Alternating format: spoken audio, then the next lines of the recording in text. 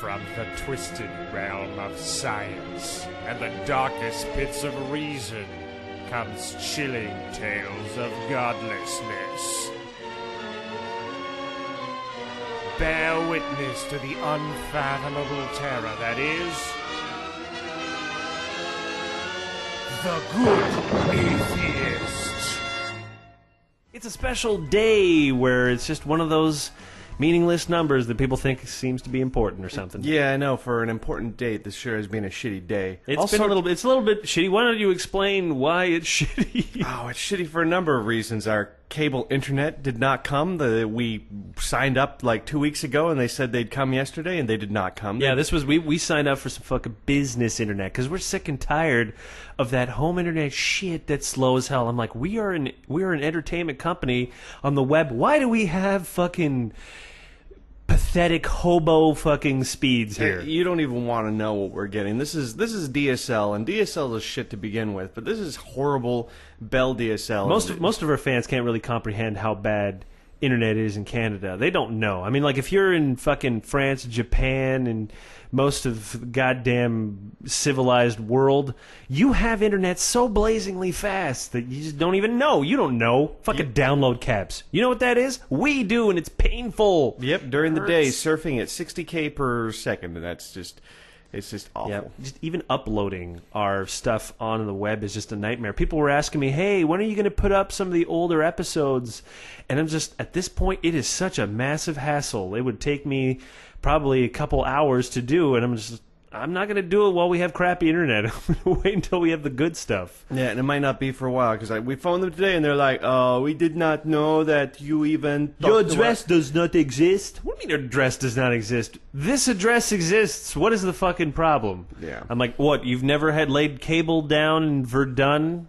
It's a very popular neighborhood. It's a bullshit answer is what that was. That was some fucking bullshit right there. Yeah, you're going to be in charge of phoning them tomorrow and giving them lip. Because I'm going to go medieval on their ass. I'm going to go medieval. And it turns out we recorded a show yesterday, and I did not save it. Ryan did not save it. And it's been a challenging day to not strangle him with a, here's the deal. You're not allowed to give me shit for it. That's the deal. That's no deal. Look, check it out. Let me explain to you why. If you do want to strangle me for it, I will give you the sound card, and I will make you do all of the shit for all of the shows from now on. And then, when you fuck it up, I won't complain, because when you've done it for 200 shows, and you fuck up 2 or 3, then that's still pretty good. I think it's silly to assume that people aren't going to be mad. That's silly. That's silly. That's saying like you can't be mad because. No, you can't be mad because I took responsibility for this aspect of the show, and it's a pain in the ass, and I have to do a bunch of stuff because you can't even access my computer. There's a lot of things that I have to do for this, so pardon me if I fucked it up. Trust me, no one feels worse about having to redo this show than me, but you're not allowed to get angry at me because I'm putting on extra work for this fucking shit. There you go.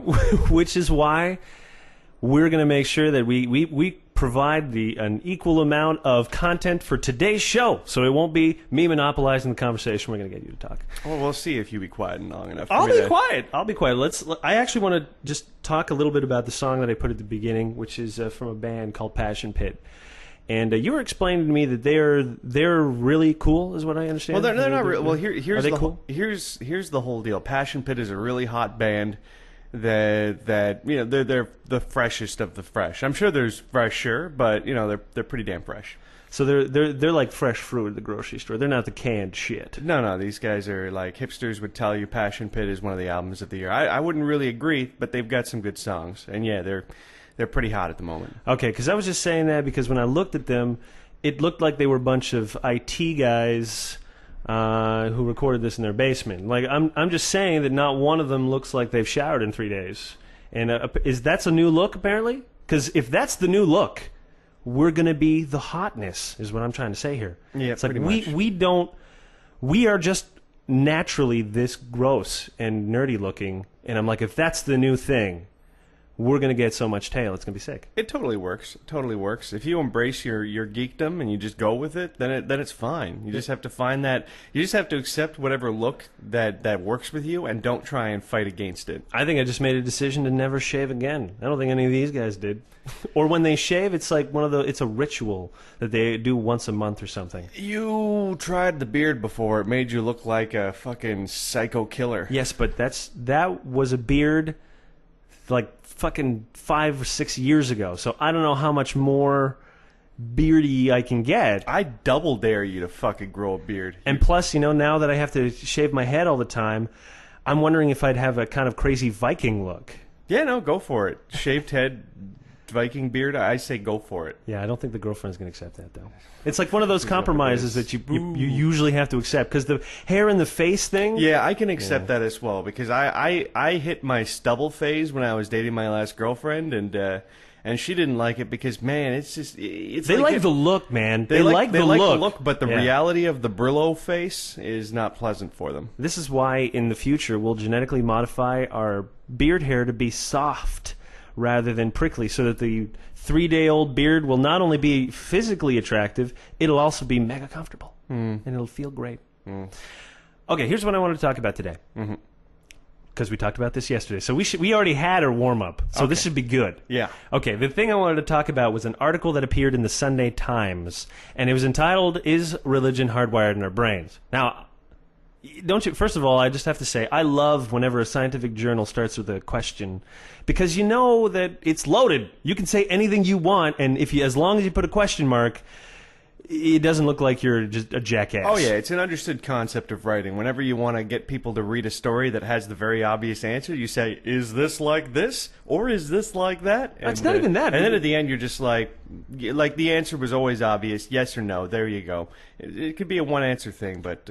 Well, I mean more in the context of the fact that, say you're Fox News and you want to slander someone, you could put, "Is Obama a Nazi?" And as long as you have a question mark, they're like, "Well, that was fair journalism, everybody. Yeah. We put a question mark in there, so we did our duty." And I'm saying anytime you have a fucking thing that starts with a question mark or makes that kind of statement, I mean, be careful. Anyways, the article, very, very short. I mean, it's like 200 or 500 words. It's one of your standard... journalist who dabbles a little bit in science, talked to some guy, barely understands the facts, lays it down to fit his basically, his general idea. Yeah, exactly. What I thought was interesting, though, is I guess I had done a little bit more digging on the article itself, because I wrote about it in my blog, and I was like, this is ridiculous. The article dealt mostly with superstition. The guy who published a study at the University of Bristol, certain Bruce Hood, he was arguing that basically superstition is innate in people. So the article, the journalist basically decided that he was going to include religion in there, say, boom, we're hardwired to think about religion, and ta-da, there's your scientific article. Now you've had a lot to say in the past about how journalists treat science. So I want you to repeat for everybody what you feel is the reality of scientific journalism in today's society. I'm not quite sure I understand the question. Well, how many times have we had discussions regarding, say, a study that's done somewhere on... Well, I'll just give you a more general fucking truth, is that everybody is going to lie about what science says to fit whatever the hell they want it to say. And that's the general truth behind it.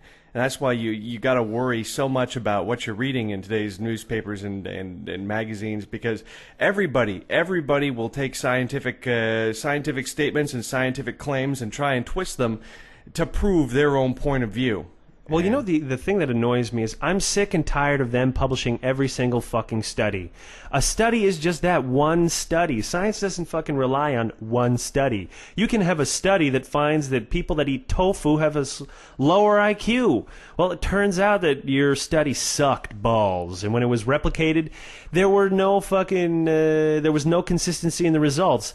And that's the whole thing about science. You publish a study, and then you wait to see if the experiment is duplicated, and if anything fucking happens from that. And if it does, okay, well then you try to come up with some kind of model to explain what happens. And then after that, if it keeps on being shown to be true, you have yourself a bona fide scientific theory. But until it gets to the point where you start having confirmations, I find it personally fucking embarrassing. As soon as they release like that one study that just some dude does, and that was it. You know, you're just like, oh, well, he released a study, so therefore, he's a serious individual. No way he would have messed up that study. Whenever I fucking see it on BBC News, oh, some university did a study with 200 people that proves that carrots lower your chances of cancer. I'm like, oh, what does this even fucking mean?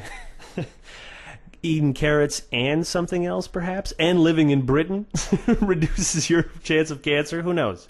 But the more interesting story about the whole thing was actually the guy, Bruce Hood. He wrote on his blog, and I'm going to put a link to it as well, that you guys should go check out. He wrote saying basically, I never said that religion was hardwired in the brain. It's like they took everything I said out of context, which is cool, but you know, obviously the damage has been done. I think it's a shame though, because I actually went on his site and started reading about about his book, which is called Supersense: Why We Believe in the Unbelievable. Sounds a bit too close to that. What is it? Was it Shermer that wrote Why We Believe Strange Things? Well, Shermer wrote that basically explaining all kinds of various superstitious beliefs, but he tries to deal with the reason that we have superstitious belief. The neurology behind it? Yeah, exactly. So Shermer never talked about the I only got about 150 pages in, and I just started getting bored at the repetitiveness of Why We Believe Strange Things books. So. I hope that Michael Shermer's not listening now. He'd be crying. Well, I know that he's not a patron yet. So, you know, maybe one day. I will admit the book's a bit long for that. But actually, what really interested me about Supercentrist is why I'm kind of have it on that whole periphery of my mind. I kind of want to read this book, but we don't have any fucking money. And tell you what, it's going to be really nice when we have enough money that when we see a book that we want to buy, we can afford to buy it on the internet. That's going to be pretty sweet. That's going to be sweet. Because there's actually a couple of other books that I've been noticing floating around that would be pretty cool to get. And, you know, that's the kind of thing that would help us with content for these shows. It's true. I mean, you can do a lot of research online, and that's primarily where we get it. But I always found that the most creative shows and my most creative ideas usually come when I'm reading books, because they put the fucking effort in a book. The web is sometimes a bit of a wild west of information. Web is, you got to realize that people get paid on the web for the amount of content, not really the quality of the content. So there's always just so much shit floating around. So. Even in our own sites. There's even poo in our own sites. Oh, yeah. Well, I mean, this Bruce Hood guy, I mean, you don't think he's not going to post up some less than amazing stuff on his blog every so often just on one of those hump days because he needs something up there? It's going to happen. Oh, for sure. I remember Freakonomics. They had a long-running blog for a little while to try to push their book, and it started getting a bit ridiculous. Because obviously every article that they write has to tie back into the book, and can you write anything new here? And you realize that of course they're not going to. It's the whole appeal of it, and you just gotta fucking grind it out. And that's the book industry for you. But the reason I wanted to get it is because I really am interested more in studies on superstition. Because I do believe, like Bruce believes, that essentially superstitions are hardwired in our brains. They're hardwired in other brains too. I know, but here's an interesting thing about this Bruce Hood guy. You were kind of telling me about some of the experiments that he did with superstition, and one of the things that he did to show that people are superstitious is he says, "Who wants to put on this sweater for $10?" And a whole bunch of people would put their hands up, and they said, "Well, by the way, this sweater is a serial killer sweater. Now, Who wants to put it on?" And most people put their hands down, and I'm like, okay, so this is superstition, I suppose, because putting on a serial killer sweater isn't really a big deal. But well, it would. Okay, first of all, let's think about it ourselves. Let's do a little thought experiment and pretend we had a sweater or a hat of a known murderer. Now, you would kind of associate some kind of power with that, even if you knew that it had no power. You would have kind of an emotional response to it, right? You would see it and you'd be like, holy shit. Well, yeah, it's the association with the serial killer. It has nothing to do with this person has this kind of power. It's just creepy to think that like some sick person has handled this thing.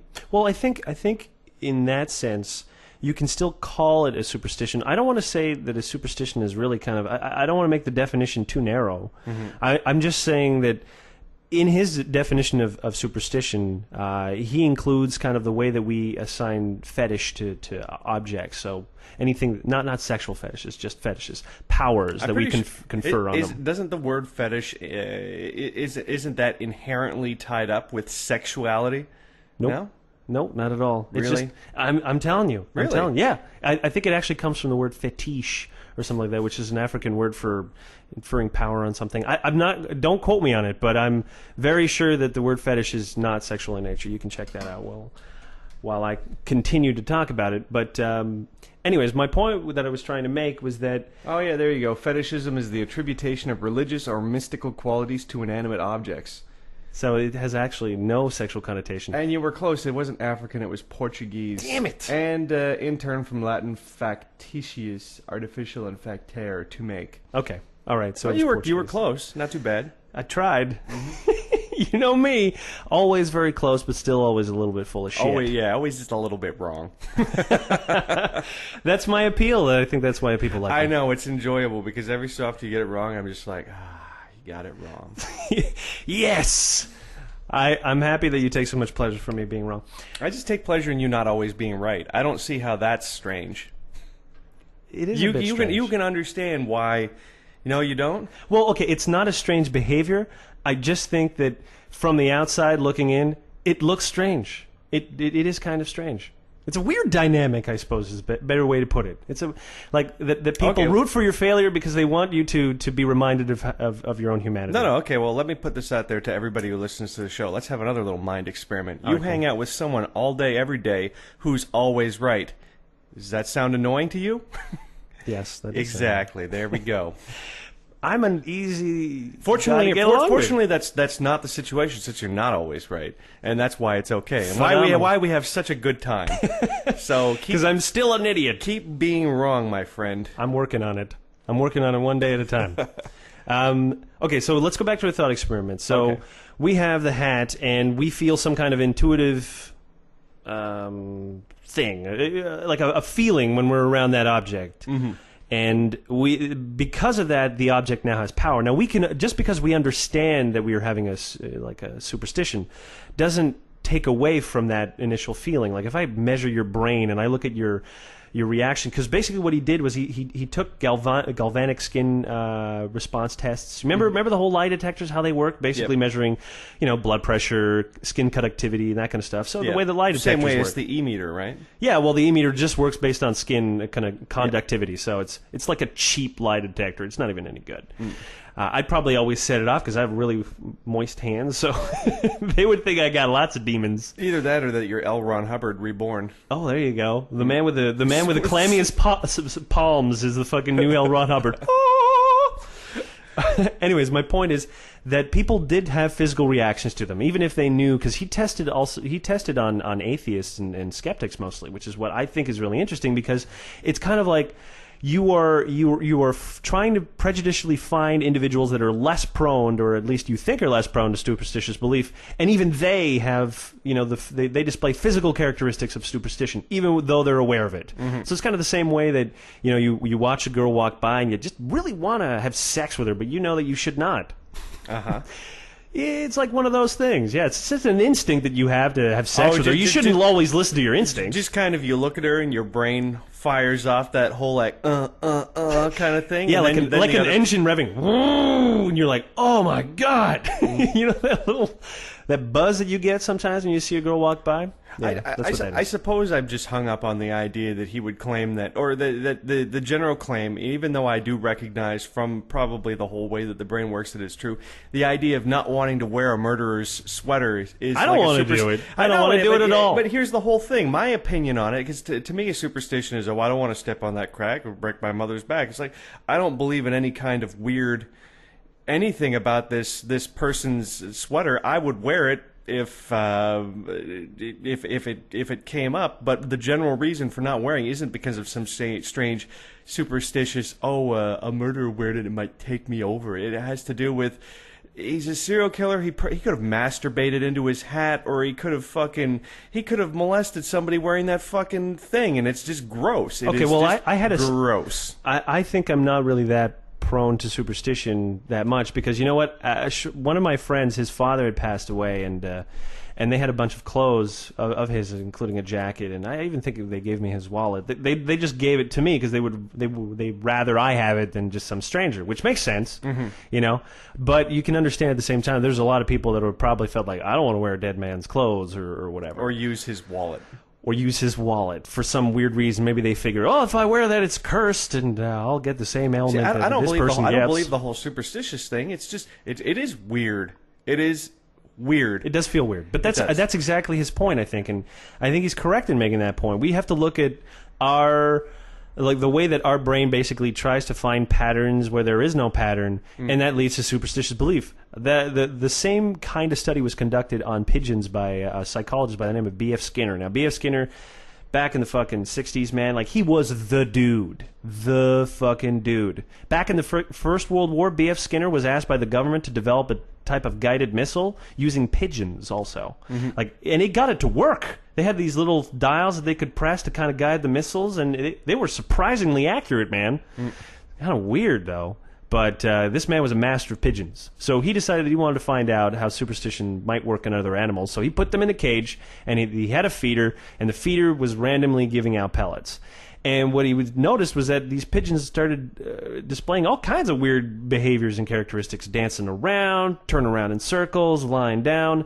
And that's all from their need to see patterns. So they thought, well, if I was turning around at the time when the food pellet came, so they try it again. The behavior is reinforced. The behavior is reinforced again, and boom, we have a pattern now. We have a superstition, ladies and gentlemen. It is firmly established. And it's the same for fucking human beings. I had a Darren Brown video. If you don't know who Darren Brown is, he's a famous mentalist. Woo! He'll hopefully take over. He's like the gay James Randi, basically, is what Darren Brown is. And he had a whole fun experiment where he got a whole bunch of people into a little room, and there was a bunch of objects, painted things on the floor. There were beanbag chairs. There was one of those, what are they called again? The thing with the arm that the slot machines. Yeah, an old school slot machines from like the 70s that had a cowboy on it and shit like that. And the doors closed, kind of crazy. Lights went off, you know, pay attention, humans. And a thing appeared saying that if you can get 100 points in 15 minutes, you can leave and win 500 pounds. And so everybody was trying all kinds of stupid shit. They were putting different colored beanbags on the different colored tiles. They were juggling oranges. One guy was just trying to press the lever all the time. Sometimes they were dancing on one head and trying to dance. Whatever. I mean, they tried everything. Obviously, you're going to try anything. And meanwhile, there was a points counter that would just go up by a few points every now and again. So they were like, yes, we figured it out. So they'd try that again, and it wouldn't work. Tried a new combination. Anyways, the way that the numbers were generated was just basically a fish swimming from one end of the of an aquarium to the other, and every time it did, they gave a point. So there was no real, method to distributing points. But nevertheless, when the minutes were over, he came in and they were like, well, so what did you do? And they were like, oh, well, this worked and we figured this out and this. And he's like, no, there was no figuring out. It was completely random and you guys are insane. Mm-hmm. So we have superstitious beliefs just sort of built in naturally. I think it's a pragmatic approach. You want me to tell you what this sounds strangely like, and you can tell me whether or not you agree or disagree. It sounds a whole lot like those scientists with the 200 fucking random people feeding them carrots and saying, how does this affect your fucking cancer? What do you mean? Well, look at all these retarded scientific studies that are coming out now with these small test groups making these ridiculous conclusions. And very likely, whatever the fuck they're monitoring has nothing to do with the results that they're getting, and they're just inferring causation. All that can happen. I mean, that's the whole sticky process when it comes to releasing a study or making a scientific experimentation is not as simple as it sounds. Because the greatest enemy you have is yourself. How you interpret fucking data. Remember we were watching that documentary on homeopathy? Mm-hmm. And there was this French researcher, and he thought that he had found some kind of principle in water to give a memory. And I don't think that he was trying to be deceitful in his attempts, but they saw a pattern where there was no pattern, because I think that they wanted to find those results, and that slight push was enough to kind of create a significant result. in their experimentation. It's always why these kinds of things need to be redone and done again and in new fashions with completely and utterly different circumstances. You literally need to try and disprove the things that you're trying to prove. Well, that's the most important thing. Like when you read a good study, you will see at the beginning what is the weakness, what ways could they be proven wrong. They're like, okay, well, we had this problem, or the people that we were able to find only had these pre-existing conditions, and so on and so forth. So there's a lot of challenges, man. It's why fucking the process does not get done overnight. And sometimes it can seem like almost like you're shooting in the dark. You're saying, well, how can we really test this out? Well, sometimes we use proxy animals like rats to try to test something out because they're similar, but they're not the same. So obviously, just because a fucking study was done on some rats, unfortunately, does not mean that it'll have the same effect on humans. Not even by a fucking long shot sometimes.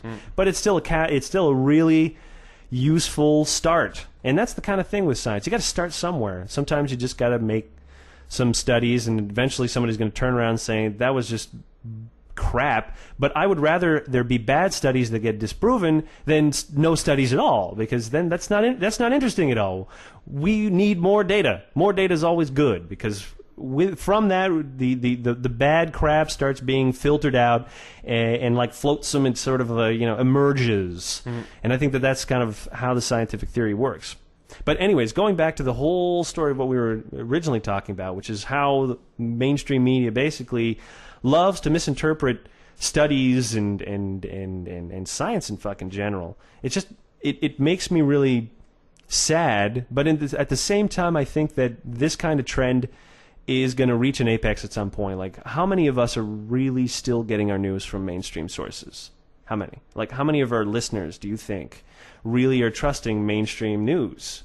I imagine to a good degree many people are. Like, it still hasn't hit a tipping point where you trust what you read on some blog over what you read on say MSNBC or BBC News or something like that. But I mean everybody, I figure, still visits that mainstream page to get the overall view of what's going on in the world. Right, but I think that what's happened, and this is what I like to call the Fox News phenomenon, and I think that the Fox News phenomenon is one where people are really starting, the trust that we have in mainstream institutions to kind of police themselves is completely eroded. Oh, yeah. And once the trust is gone, what are they going to do to get it back? Like, I don't think there is a way for mainstream news organizations on either side, because I've seen just as imbalanced and unfair news reporting from both sides. I would say primarily right now it's coming from the conservative angles, who are just absolutely fucking insane. We're going to talk about that next, but essentially, I think that the younger generation is completely losing all faith in mainstream media. Well, why the outlets. fuck should you give any respect to, say, CNN or MSNBC or any of the other 24-hour news channels? They are the biggest joke in the world. You watch them long enough, and you realize that these people are fucking. These are the worst of the worst. This is it's even worse than normal entertainment shows, because these are very clearly idiots that they have running the show. That know nothing more than the majority. Like, these aren't smart people that they're giving these fucking desk jobs for the most part. These are just charismatic hucksters. Well, not just that. I think in general, the 24-hour news cycle is what started killing news. Because news needs to percolate a little bit. When you're reporting on shit and you have no facts, you're making news in a sense by reporting it, because awareness of events changes the course of those events. But if you're trying to kind of control the narrative from the beginning and you don't even know what the fuck is going on, you're causing more confusion. I think that there is just definitely that aspect to it. And plus, I mean, they're no longer even in the breaking news business. I mean, with the internet, with programs like Twitter, Facebook, social applications, people are becoming more and more aware of news like immediately. I'm not suggesting that Twitter is suddenly a valid news source. But what I'm saying is it's a giant rumor mill, which is what news organizations basically are with a 24-hour news cycle. They're a fucking rumor mill. And they're not doing any other fucking better job than a bunch of independent blogger or Twitterers, and that's sad, That's fucking sad. But that's the new reality. That's the new goddamn reality. And strangely and crazily enough, we are part of that new fucking media. Although we don't make or break news, we talk about news. We're like one of those old school Crossfire shows on fucking on TV, except for we swear a lot and we answer to no one. And we also don't have advertisers. But maybe we should, for cigarettes. Be like, that cool Carolina smoke. 3 out of 4 doctors agree. Smothers is the smoother cigarette. Now, I wanted to go back and talk a little bit about there's I guess the conservative meltdown maybe is the way that I want to describe what's happening in the U.S. because I have been closely scrutinizing things that are happening in the U.S. and it's getting worse and worse, at least the way that I see it. And the latest of the news is basically President Obama recently gave a speech on education. It was a really simple speech. He's not the first president to do so. Reagan and Bush also gave addresses on school, urging kids to stay in school and fly right or whatever. It should have been a non-story, right? So was it Obama was doing a speech for kids, kind of like it was? Yeah, it's like an address to the nation kind of a thing. So they were basically streaming it on TV or on the internet. Anyways, it was designed in a way that anybody could display during class time, that kind of stuff. Kind of a personal message to kids. Yeah. And naturally, because he's a Democrat and because conservatives are still reeling from their defeat, parents were refusing to allow their children to watch these videos. So they were a number of school districts didn't show it. Some of them gave permission slips that you could have that would dismiss your children from not watching the video at all. Just insanity when you think about it, because it's a conversation about education. It's like having a permission slip to miss out on a conversation meant to try to get you to stay in school. Does no one see how insane this is? This is crazy! Yeah, it's pretty retarded. And I mean, you know where all this comes from? It comes from one really basic thing that no one's talking about. This is all some fucking racist shit brewing. Okay, the birthers, the people who deny that President Obama is the president, despite the fact that obviously he's shown again and again his birth certificate, where the local newspaper had a story about his birth. The evidence is there, but of course, I think they said something along the lines of 43% of Americans think that he wasn't born in this country.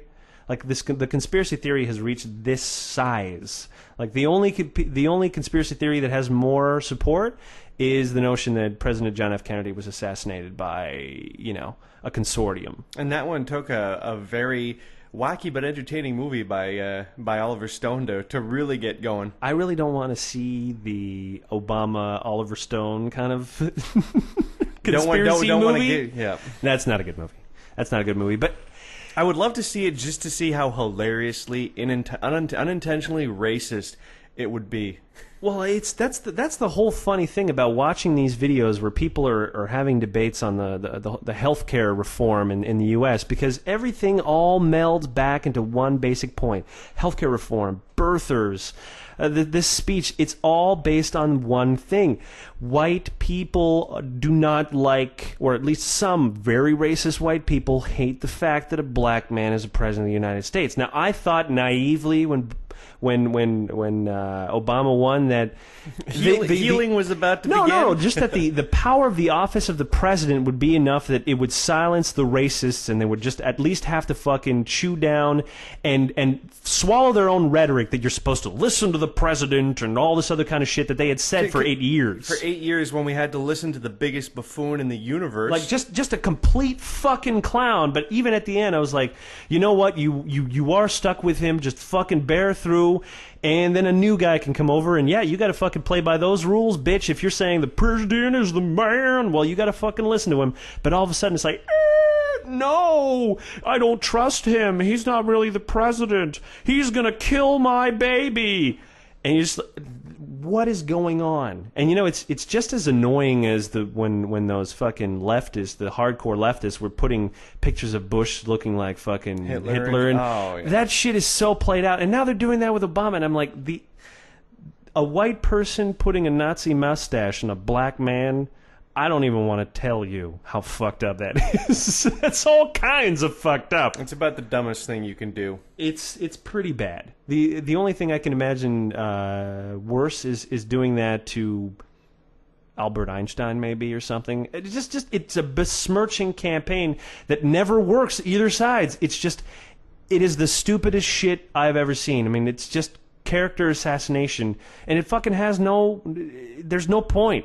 There is no fucking point. But I find it sad. I mean, I guess, like I said, I mean, I was naive to think that just the office of the presidency, the glamour of that office would be enough. And plus, you know, he's a charismatic dude, so I figured he's going to win over most of these motherfucking racists, but I had underestimated the power of hateful rhetoric, sir. Well, you've just got to understand, like you were saying that there is no point. Sure, there's a point. The point is to keep this guy from being able to accomplish anything he wants to accomplish. And that's the reason why you've got the racist people at the bottom of the totem pole fucking pushing this shit, and then you've got the people above that trying to encourage that message and get it out there and spread it. I think the problem, too, is that if you turn around with these people and start calling them on their shit, they're going to turn around and say, oh, you're putting words in my mouth, and how dare you say that? I mean, the rhetoric of racism has become very, very, very clever nowadays. I mean, as soon as you even utter the possibility of someone being a racist, it's like you're shunned socially. You're not allowed to accuse somebody of being racist. Apparently, that's worse than being a racist now. I think people just need to start. You need to get over telling people that they're racist and just saying that they're being fucking idiots. And that's all. I don't know. There just seems to be a general trend where a lot of people are taking the same information. We're all getting the same, and everybody's interpreting it very differently. And lots of people are creating their own factual universe out of these narratives, which are completely bullshit, completely not even reality. No, like you could do reality-based. more acid and come closer to the true reality that's going on than how these people are interpreting it. Are you telling everybody to do acid, Ryan? Is that what you're telling people? Maybe just a little. My concern actually is the fact that most of these racists don't know they're racist. That's the worst thing. When you do not know that you are a racist, where you kind of come up with all these justifications, like saying, oh, well, there's just something about him I don't like. I don't know what it is. Of course you don't know what it is. You're in deep denial that you do not like his skin color, that you are afraid that your way of life. And I wish you could see the parentheses that I'm putting with my fingers, because I practically strain them. I'm forcing so hard. But their way of life is threatened because someone of a different pigmentation might mess it up. You know, because I guess most white people think, oh, it's pretty sweet being white. It's great. We don't want to lose this. I'm like, it's sweet being white for like 10% of the population that fucking has all the money. And for the rest of it, we're just shat on like everybody else. Like, I'm a poor white guy, and it sucks, man. It doesn't suck more than being a poor black guy, though. But it certainly isn't as awesome as being a rich white guy. That's where it's at. Yep. And they've got us convinced that that's the best thing for everybody. That's not the best thing for everybody. That's the best thing for them. It's a bullshit right there. It's a fucking bullshit. Anyways, I get a little upset at racists in denial, because I think even in our own lives there may be aspects that we're prejudicial towards but don't even know. And I think it's important to ask yourself that question, like saying, is there another component that I don't see there? Maybe you're talking to someone, you're like, I don't like him, or there's something about him I don't, that I don't trust. Maybe you should actually look inside yourself and say, well, is there fundamentally something that this person it hasn't even done, just by virtue of being themselves, that's led me to dislike them for some fucking reason. Yeah, just a quick note to all you listeners out there. Self-discovery is a lot of fun, and it's a lot better for you than, say, half an hour of television. If you ever have any kind of thoughts like that, take a bit of time, sit aside. Maybe drink 6 or 7 beers or smoke a joint or something like that to get you into an introspective fucking mood to think about these things, and try and follow that path and see where it goes, because you'd be amazed at what you can fucking work out. And once you understand why you think the way that you think, you could change how you think. Yeah, it's true. That's the cool thing about being human. That's the unique thing. Other species, they don't get to change the way they think. We get to change that shit. And there's something also that's kind of relatively unique. Once you learn something that kind of changes your world, it's really difficult to unlearn it. Now, for the most part, that's a great thing. Sometimes it's bad, like finding out that you die. Yeah, you can't unlearn that. That one sucks. But we're all dying. I got news for you. Slowly but surely, you, sir, or ma'am, are dying. You don't know when it's going to happen, but it will happen. You are fucking walking zombie. Now, don't worry about it too much, because otherwise you're going to ruin your fun. But the great thing, again, about being human is that once you find something out, like, for instance, that the sun revolves around the earth, it's kind of hard to go back. You don't want to go back. And the more you discover, the more you have a fucking understanding of the universe, I'm telling you, the more exciting it becomes. I'm only looking forward to learning more. I mean, I don't look back on my youth as fondly as some other people that, you know, they live in this world saying, like, it was so much better in college, I was having fun, and woo! Like, fuck that. I was an idiot in college. I like me now. I like who I'm becoming. I like who I will become. Fuck this looking back bullshit. Pick up a book and look forward, man, because the future's good. Well, at least I hope the future's good. I think it'll be okay. As long as we can not kill each other for now, things will be good. Mm-hmm. Okay, you know what? We should wrap that up for show number 2. Let's do it. And we're going to catch everybody tomorrow for the regular show. We'd like to thank everybody for becoming a patron. We hope that you stay a patron with us for many, many years to come. We will continue to do cool things in any way, shape, or form, and we invite you to stay with us for the journey. Yes, please.